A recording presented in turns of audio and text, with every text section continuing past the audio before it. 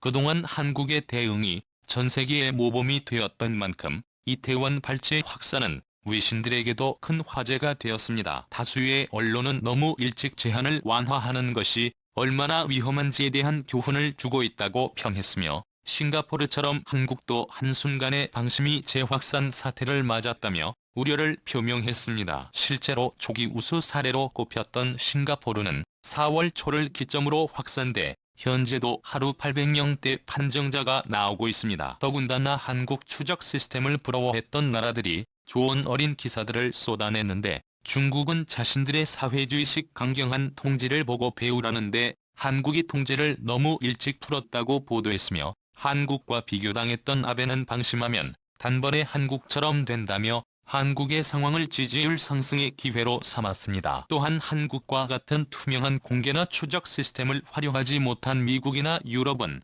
주로 사생활 침해에 초점을 맞췄는데, 동선을 추적하거나 개인 정보를 활용하는 건 이번과 같이 성소수자를 더욱 슬프게 만든다고 보도하고 있습니다. 그러면서 정상으로 돌아가는 게 얼마나 어려운지 입증하는 사례라고 언급한 바 있습니다. 그런데 외신들도 예상하지 못했던 놀라운 상황들이 벌어졌습니다. 한국에서 익명검사를 도입해 자발적 참여를 이끌었고, 지난 12일 이태원 일대에 설치돼 17만 개 휴대전화 기지국 접속 정보를 입수해 인근에 머물렀던 모든 이들의 명단까지 확보했습니다. 이를 바탕으로 가능성 높은 사람에게 문자 발송과 통화 시도로 지속적인 검사를 독려했습니다. 이런 노력으로 16일에 이태원 클럽과 관련된 사람 5만 6천 명 대부분을 검사한 것으로 알려졌고, 총 160여 명 이상의 판정자를 찾아낸 것으로 나왔습니다. 때문에 재확산 초기 30명대를 넘어섰던 숫자도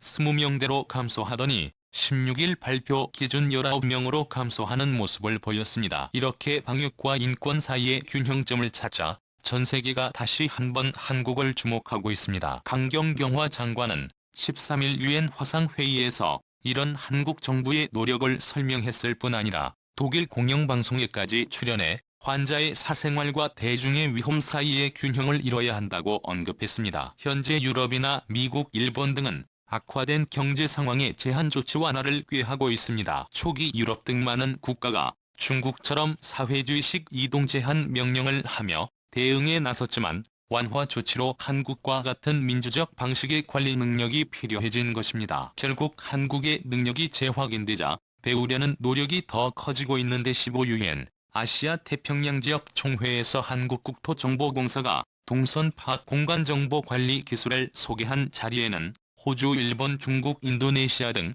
5개국이 참가해 경청한 것으로도 나왔습니다. 이런 자리에 일본도 참여했다는 것이 놀라운데, 16일 일본 후생상도 한국의 경험을 공유해주면 좋겠다고 언급해 다시 한번 화제가 되고 있습니다. 실제로 일본은 이달 초 주일 한국기업연합회로부터 방호복 1000벌을 소리 소문 없이 받았을 뿐 아니라 추가로 2300벌을 받을 예정으로도 나오고 있습니다. 더군다나 이를 받은 도쿄도 보험협회는 지역의 목숨과 건강을 지키는 것에 호의를 베풀어 주셔서 감사하게 생각한다는 뜻밖의 언급을 한 것으로 알려지고 있습니다. 결국 일본 사회도 은근슬쩍 한국에 의존하고 있는 것을 볼 수 있습니다. 이 밖에도 태국이 16일부터 예외적으로 한국을 위험지역에서 해제했고, 15일 벨기에 필립 국왕이 문재인 대통령에게 통화를 요청해 대응법을 경청하기도 했습니다. 그리고 위생용품과 건강식품에 있어서도 한국산이 으뜸이 되고 있는데, 일본이 한국산의 미국 수출액은